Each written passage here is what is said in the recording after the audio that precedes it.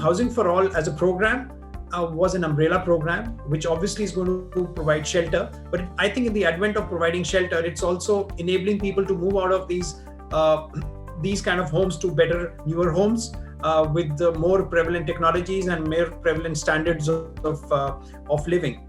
But that's not enough. Are those houses which are getting built are all commensurate or in light with in sync with the green standards or not? What are we going to create now is going to stay for next 70, 80 years. So, and in India, the story is about 30-40% of Indian housing is yet to be built. So you can imagine that what gets built now, what it's going to be like and stay like that for the next 70, 80 years, because it's not going to be redone.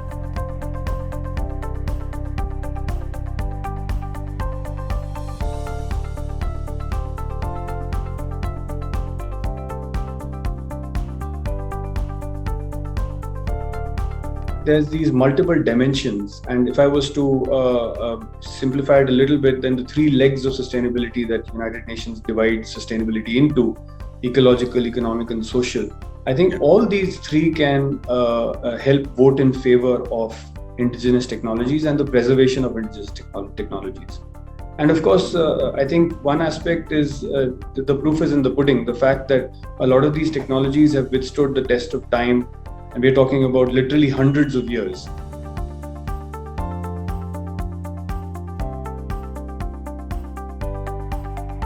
Now the many technology is coming. Cross-laminated bamboo is also available. With the cross-laminated bamboo, you can make buildings with a 30-story, 35-story building. It is that strong. But that is very, very expensive. What we are trying to do is we are using a collaboration of concrete and bamboo. Because if it is a high-rise building, why don't we go for a framed structure and the rest of the material can be bamboo and mud? Right. Even walls and slabs can be bamboo, but the frames like columns and beams can be with steel and concrete or RCC frame.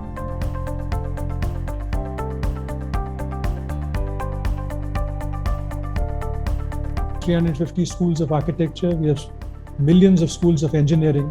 We don't have a single school for artisans. I mean, that speaks a lot about how we look at our own heritage and our history. Europe has schools for artisans where you cannot graduate for up to 3 to 7 years. But here, all our buildings, 100% of our buildings are made by people who have not been formally educated by our modern systems. These artisans who have so much of an understanding on our materials, not finding place and space, a dignified place and space in our building industry. And one of the major reasons we found is that they are culturally very different. They think differently from the urban mindset. And when they come into the urban areas, we are not interested in their mind, we are not interested in their heart, we are only interested in using their hands.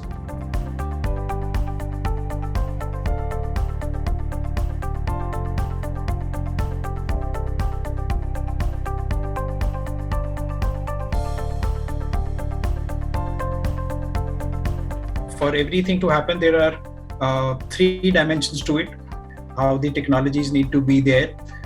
Now the other 2 dimensions lie with us, that's the financing community. I am a bit embarrassed, but I don't mind saying that the people who really need the funding and financing, they don't get it. That is a challenge for sure. Even if you have the technology available, is there somebody to finance them? Not enough, for sure. So we are making our attempts to come from the other side, from the financing side of it. Even if the technology is there, a 330 square feet house at 2.4 lakhs, is there somebody to lend them a lakh or 2 or not? There is a financing deficit, and which the institutions are not doing enough. And I think the reasons there are also require some innovation, both in terms of how to cut down on operational expenses, create innovative ways of underwriting, create innovative ways of reaching out to these customers and providing them financing. So that will be the onus on our side to do that. And there's a third dimension. How is we can get the global funding come to India for this purpose?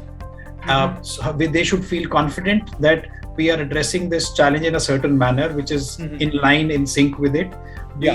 How can we capture this? As everybody knows, it's about it's a $12 trillion opportunity of climate change. Out of almost 30-35% is going to go in construction. And I'm sure we would be the largest contributor of construction in the world.